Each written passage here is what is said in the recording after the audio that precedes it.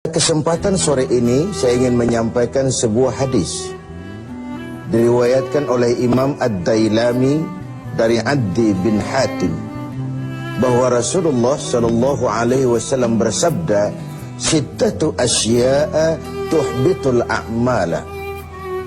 Ada 6 perkara yang dapat merusak suatu amal.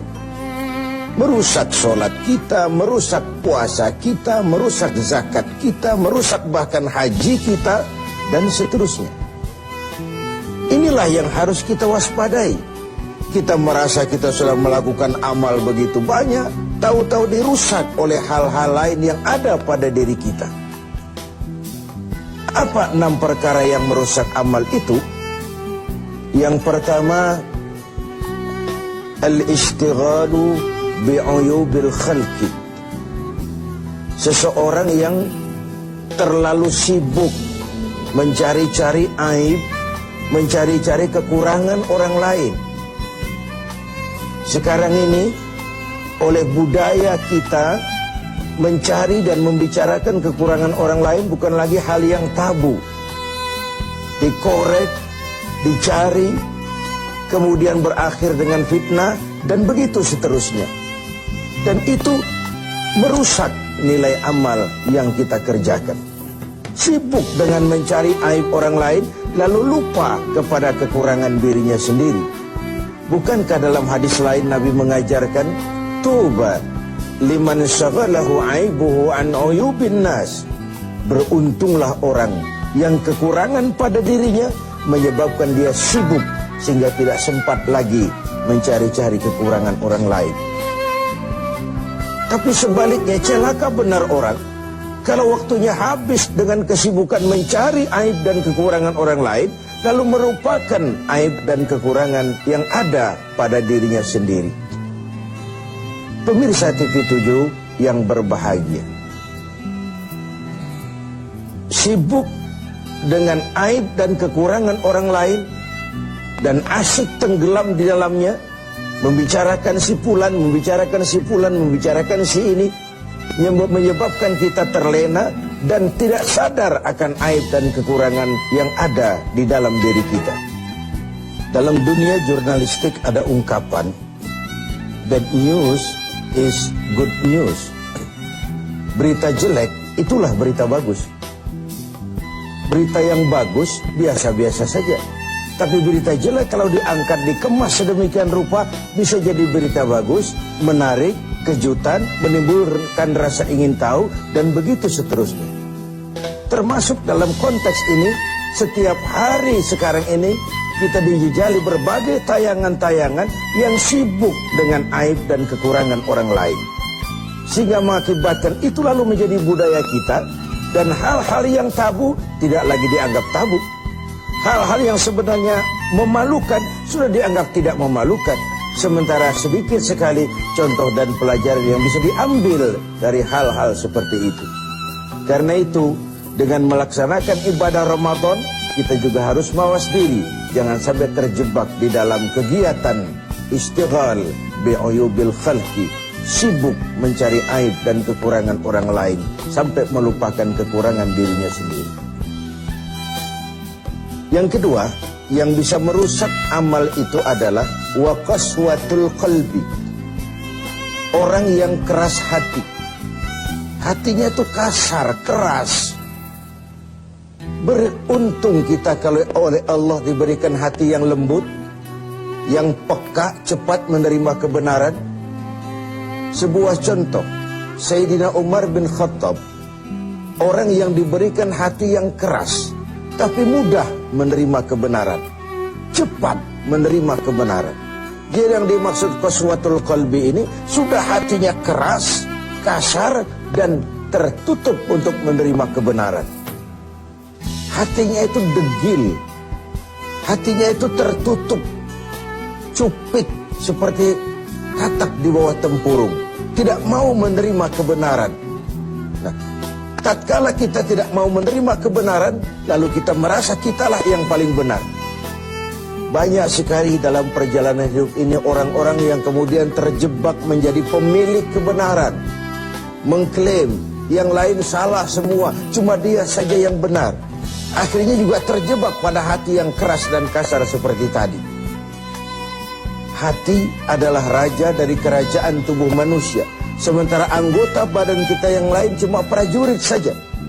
Kaki hanya berjalan, tangan hanya mengambil, mata hanya melihat, telinga hanya mendengar. Kalau hati cenderung dan memerintah ke arah situ, maka benar ketika Nabi bersabda, kalau baik hati, baiklah seluruh badan. Kalau rusak hati, rusak jugalah seluruh anggota badan yang lain. Qaswatul qalbi. Yang ketiga yang merusak amal itu adalah wahubbud dunia. Orang yang terlalu cinta kepada dunia. Saya menggunakan kata terlalu karena cinta kepada dunia bukan hal yang salah, sepanjang dunia itu kita jadikan sebagai alat untuk mencapai tujuan jangka panjang, yakni akhirat dan ridho Allah.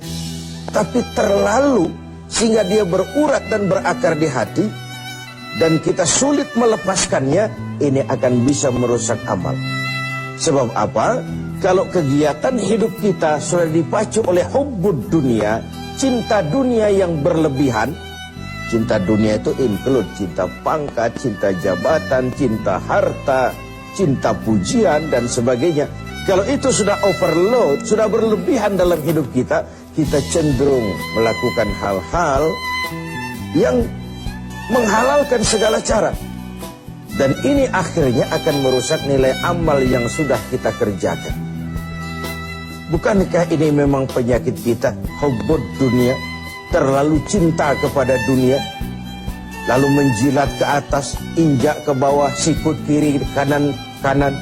Masa bodoh teman jadi lawan, lawan jadi teman, asal bisa menggapai target dunia. Akhirat urusan nanti, yang penting yang sekarang.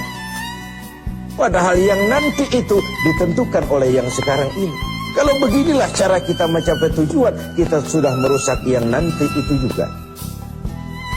Karena itu cinta kepada dunia secara berlebihan dapat merusak nilai amal kita. Inilah Ramadan, di mana kita menghadapi renungan-renungan bahwa dunia sesuatu yang bersifat sementara. Pernah saya sampaikan pada mimbar kita ini dunia. Ambil apa yang memang perlu, nikmati apa yang memang boleh. Kalau bisa jangan gagal kita di dunia ini. Tapi kalaupun kita gagal di dunia, kita kan masih punya akhirat. Inilah yang menyebabkan cara kita mencapai dunia tidak menghalalkan segala cara, karena kita yakin akan pertanggungan jawab akhirat nanti. Itu yang ketiga. Yang keempat, waqillatul haya, sedikit rasa malu. Ini kan budaya malu sekarang ini sudah setipis kulit ari. Tadi saya sampaikan yang tabu sudah dilakukan orang secara biasa. Kita tidak mengerti. Misalnya ada perempuan dengan bangga bercerita, anak saya 3 semua tidak ketahuan bapaknya. Dicerita secara terbuka di media. Dan dia merasa enjoy dengan itu. Bayangkan kalau ini lalu menjadi diikuti oleh yang lain. Bayangkan kalau ini menjadi sebuah tradisi di tengah masyarakat kita. Hal yang memalukan dan memilukan sudah dianggap sebagai sesuatu yang biasa. Tidak ada yang tabu lagi. Padahal malu bagian daripada iman. Tidak ada rasa malu, kurang syarat untuk mempunyai nilai-nilai keimanan. Nah, dengan puasa kita justru menimbulkan rasa malu yang paling tinggi, yaitu malu kepada Allah Subhanahu wa ta'ala. Kalau tengah hari Ramadan kita makan, tidak seorang pun tahu, tidak seorang pun lihat, dan kita tidak mau melakukan. Kenapa? Karena kita malu. Malu kepada siapa? Malu kepada Allah Subhanahu wa ta'ala. Dan ukurannya adalah nurani. Ukurannya adalah nurani. Yang kelima, yang merusak nilai amal kita adalah watulul amal. Orang yang terlalu panjang angan-angan. terlalu muluk cita-cita. Silahkan saja cita-cita digantungkan setinggi bintang di langit, tapi kaki harus tetap berpijak di bumi. Kaki harus tetap berpijak pada realitas.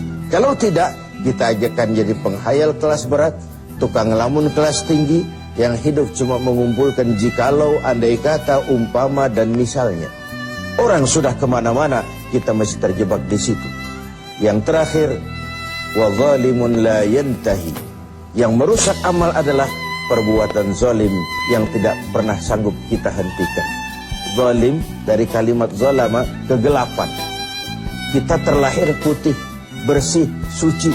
Kitalah yang menghitamkan diri kita sendiri dengan perbuatan-perbuatan yang menentang Allah. Dan itu artinya kita zalim kepada diri kita sendiri. Semoga kita dapat menjaga diri dari hal-hal yang merusak